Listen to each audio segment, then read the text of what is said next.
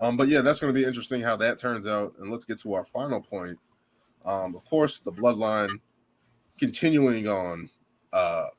Jey and Jimmy Uso friction happening on SmackDown. Of course, Jimmy wasn't there to start the show. Jey Uso comes out, confronts Solo, basically saying, "You don't do that to your brother. We're supposed to be family." All these things. Paul Heyman cuts in and says, "Jey, it wasn't you who made the choice to kick Roman. It wasn't you that did that. It was Jimmy."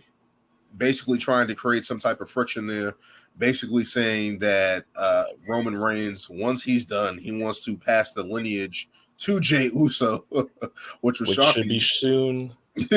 So to have that, and then basically saying that he's going to give him an opportunity at Gold to face Austin Theory later in the night for the United States Championship match, and it's just like, oh, so now he just out of the blue gets a United States title match. That match, then before that, they have a promo where Jey and Paul are backstage now, and Jey basically saying, "Yo, if I'm the tribal chief, if I'm going to be in the bloodline, you're going to be out of it." Basically creating another layer of it, like there's friction between Jey and Paul Heyman. If we didn't know that already, now there's a clear-cut point where it's like, if I'm in, you're out. So now it's Paul Heyman's ass on the line where it wasn't before again. But we go through the middle of the rest of the night. The United States title match is happening. I believe Solo comes out and tries to interfere, gets taken out. Jimmy's trying to help him, accidentally kicks him. Austin Theory wins the match with the Austin Theory line. And then at the end of the match, where Jimmy's trying to help Jey up, he pushes him away. And there's more friction happening between a lot of the bloodline right now, especially between Jey and Jimmy. What do you guys think about that? Great story. Soap opera. what soap opera we're witnessing right now? And like I think Lewis, I think you said at the beginning of the show, Jey Uso, actor of the year, right? I mean, when you just look at his delivery and how much he's improved since the beginning of this storyline, when he was essentially Roman Reigns' whipping boy, to the point where he's standing out right now. I mean, it's very interesting to watch. Did they go to the same acting classes as Roman? Probably. I haven't seen any reports on that, so I don't know. All right. Yeah, so I mean, do we actually think that the Usos are gonna break up? I mean, I know it's been. I don't know if it's ever been discussed from the standpoint of, okay, if we do break them up and they're no longer a team, then what's next? I mean, you would think after the results of this storyline, you would think, oh well, Jey can definitely, has enough to be a solo act, but yeah, it's very interesting how this is going to go. I mean, you're seeing reports that this is going to lead to a tag team match, maybe at SummerSlam. I mean, story wise, it makes sense. But I was just thinking for your biggest summer another pay-per-view. Roman's not fighting for the title. He's not putting. That's what I'm saying. This is SummerSlam. So if it's SummerSlam, he needs to be defending the title. But if it's a story that they're trying to tell, unless they decide, okay, we're gonna do this tag match at Money in the Bank. That makes more sense. Mm-hmm. I mean, honestly, in the way that is going, I mean, we might as well just do that Money in the Bank. Yeah. I mean, like I said, let's say you're in the UK. I mean, I think Roman. I don't know if they announced or if they're advertising Roman in the UK right now. If they are, then he's gonna be there. If they are, then he's gonna be there. So, but yeah, like I mean, we've been saying it for months. It is the best story. I mean, it kind of cooled down for a little bit, but now that you're actually seeing that the members of the family starting to have friction, you're definitely starting to see Solo Sikoa starting to stand out a little bit. So I mean, everybody looks strong in the storylines, from the Usos to Paul Heyman to Roman Reigns and Solo Sikoa. Like everybody looks good. I don't think there's anybody that looks bad. Like when the bloodline finally breaks up, everybody's gonna be in a better place. Just hope Roman's not champion after. It should be soon. The bloodline is continuing Until the Royal Rumble, my man. No. And you know what? I am still thinking of alternate scenarios. Okay, think of this. Roman loses the title. Not happening. I'm not saying who. Not happening. It doesn't make sense. No. WrestleMania 40. He's dropping listen, the title. listen. Roman loses the title before WrestleMania, before Royal Rumble. Somehow, whatever, Cody beats that person. Roman comes back for the Rumble and wins, setting up WrestleMania. That would be better than just having Cody win the Rumble again. So you want Cody to go into WrestleMania as champion and defend against Roman? That's what he's gonna lose. Why would he lose? He's gonna lose. Why would he lose? He's facing the greatest. Finish the story. Finish the story. The story's already finished. He has the title. But he didn't beat the guy who had the title originally. He's gonna get destroyed. This is what I think is gonna happen. The Bloodline's gonna eventually break up before the Royal Rumble, and then you're gonna have Jay, Jimmy, and Solo in the Royal Rumble, and then they're going to tease one of them winning, and then Cody wins and goes to WrestleMania. But but yeah, I as Brian says, this will be awesome to have it at Money in the Bank, the tag match, which I think, especially with the friction between Jay and Jimmy, I wouldn't want to push that to SmackDown and then push another month of storytelling between that. I feel like to save it for Saudi Arabia, honestly. Oh God, that'd be a perfect big pop. The Saudis are like, you have to save this for us. You must save this storyline for us and push it. Or Goldberg comes back. Yeah, that's what I was gonna say. I was about to say Triple H should say fuck that and be like, nah, fuck that. You get another Goldberg match. Roman, you getting Goldberg again. And his son too. I can be a superhero. Why not? already told you guys that they need to do Goldberg against Omos. It'll rejuvenate Goldberg. In a buried alive match? It'll actually give him a good pop. In a buried alive match. Yeah. No, Omos better win that. If they're doing that, if they doing that at Crown Jewel, he has to beat Roman. No. Omos ain't being nobody. Nah, Omos has to. If he's facing Goldberg, he's got to beat him. He's got to beat him. Like, there's no way. At this point, you might as well send him back to NXT and have him challenge Carmelo Hayes now too. Basically. Nah, but we can't. They can't save that for the Saudis. We got to figure that out right now. But I think that tag team match should happen at Money in the Bank. While there's so much intrigue with it, and get that, we need to get that match at Money in the Bank, and then continuous. Maybe that's the way Jey Uso gets to the title picture and gets his title shot at SummerSlam. Maybe that's how they do it. Maybe that's how they lean to that, or a triple threat. Or, as I said, a fatal four-way. Maybe Solo gets upset. Maybe he gets into the title picture as well. But we'll see how that goes, man. I'm just all the stuff happening. I'm intrigued by it, top to bottom, except for the women's tag team division. I don't know what's going on with that. But anything else you guys want to talk about? AEW was tonight. I know they had. I caught some of it. Yeah, I mean, I watched the majority of it. I mean, a lot of it they're kind of hyping up their next show, Forbidden Door, with joint show in New Japan. Announced a lot of matches. I mean, in ring wise, with the matches that they announced, those are going to be some good matches, especially if you follow New Japan and such. Well, it's Will Overspray versus Kenny Omega and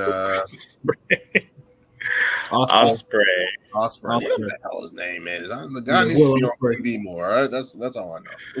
All right, Mr. Cola. Yeah.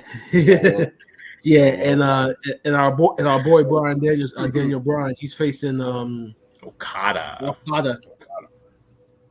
Yeah, I've seen Okada matches recently, but I want to see like his top matches. Yeah. Because I need to see every match he had with Kenny Omega. And the dude's tall though. He's like really tall. He's like 6'2", 6'3" or something. Rainmaker. He's got. I remember when they called him over for like TNA because he was just like, I think he was just like a mid card guy in New Japan Wrestling. He came to TNA and they had him for a quick minute, and then all of a sudden he goes back to New Japan Wrestling, and I'm like, wait, that's the guy that was in. He's like their. And he's like their God mode. Like he's their Roman Reigns. Yeah, he's Roman. He's Roman out there. Like he's crazy, and he beats what's that guy's name? He's like a legend of the Tanahashi. Tanahashi. Like I've seen his matches with AJ and stuff. I'm like, yo, he's God mode too. Like he's facing MJF for the AEW title. They announced that. Really? Yeah. Wow. They announced that. Wow. And they also announced that their New Japan's world champion Sonata, he issued an open challenge that was answered by Jungle Boy. Yeah. Jack Perry. Okay. That's interesting. Yeah, so there's gonna be some good match. There's gonna be some good in-ring action for that. And apparently, the rumor is they're trying to get CM Punk to go against Kenta. So, okay, that'll be dope. Go to sleep battle off. Exactly. Go to sleep battle off. No, that's cool. That's dope. That's really dope. If you want to see action and actually in-ring stuff, then So how long is that show going to be? Like 6 hours? It's going to be in the U.S., so probably like 2 hours. No, that's gonna they're gonna ask for more time. You can't have all those guys have like a. All I know is that Osprey and Omega are gonna at least get half an hour. That's all I know. Their match in at the Tokyo Dome was crazy. I know, yeah, that's what I'm saying. They're gonna get at least half an hour. Yeah, that's what I'm saying. Like all these, like, is MJF gonna get the least amount of time? He doesn't want to get the hell out of there. It's like you got me facing foreign wrestlers now. Brian, did you catch the first part with the whole Adam Cole thing? Yeah, I saw it. Yeah, I saw it. They were wrestling each other, right? Yeah. Bro, I literally thought this man. I was like, they're not giving Adam Cole the title. I'm like, MJF's not losing the title anytime soon. And then they literally made it seem like he was literally about to win. And then as soon as the dude's about to go for the 3, the bell rings, and they're like, why you ringing the bell before the 3? And it was like the time limit ended. And I'm like, that's so stupid. It's so dumb. Good old TNA trick. The time limit. TNA had time limit?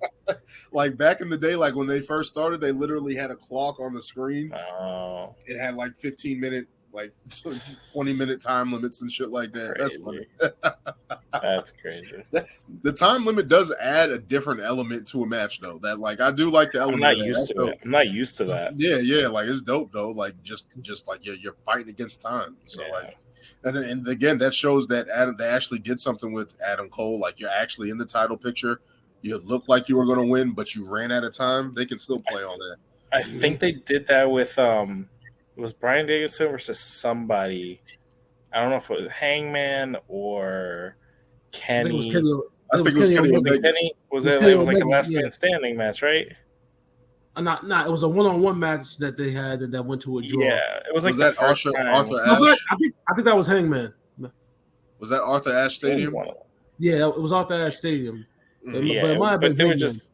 Oh, it might have been when Hangman was champion. I think that's what it was. It was Hangman. And and like they both it ended no contest because of the time limit or whatever. It was like and they had a 60-minute like time limit. Yeah. I don't know how these those are like Ric Flair type shits. That's why they do that. That's like Ric Flair and Ricky Dragon Steamboat type shit. Like Daniel Bryan loves hour-long matches. They can go all day. No, that's crazy. I don't know how those guys do it, man.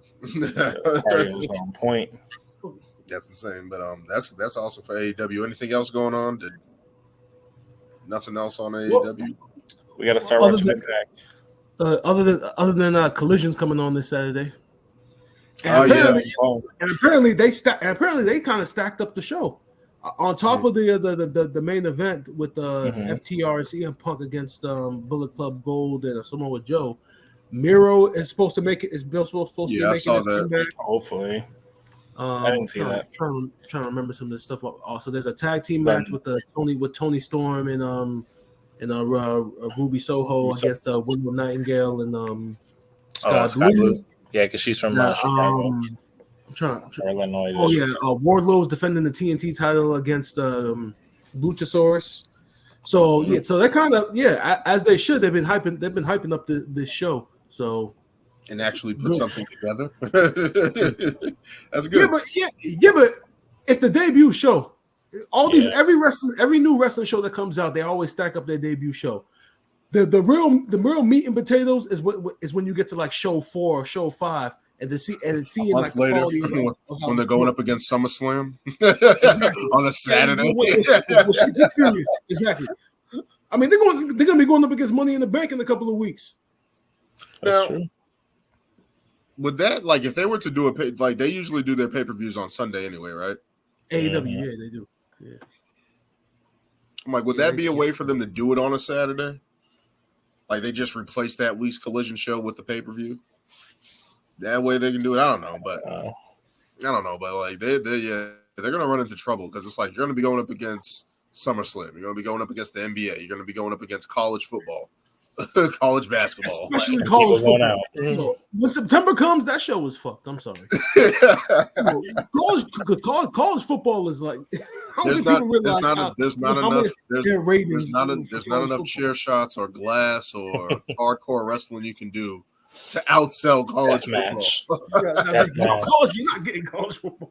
Like college football is undefeated. Like even on Monday, my dad watches college football. Doesn't have a favorite football team, but just loves the action of college football. Like you're not beating them. You're not beating you're not beating them. Like even the bowl games when they come like on Monday nights and stuff like that, like Raw is crap. Like they know, like we can't do anything. We can't do shit. But yeah, man, that brings it up for wrestling, WWE, AEW a little bit. At some point, we're going to get into Impact. I'll try to check that out. See, the reason with Impact is that they were doing up and downs for it, and then they just stopped doing it for Impact. So I'm like, I don't even know what's going on storyline wise. That's how I kept in. That's how I really kept into Impact and seeing who was there, what was happening. They only did that for AEW when they did the cross brand stuff, but it's like I wish they did it again. So. We'll see how that goes. But that's it for this episode 19 of Ring Takes. We'll be following up next week as we creep a little bit closer to Money in the Bank. We'll obviously talk about AEW Collision, of course, see what happens with that, and more. And until Money in the Bank. But again, thank you guys for always joining me. And until next time. Yes, sir. Yes, sir.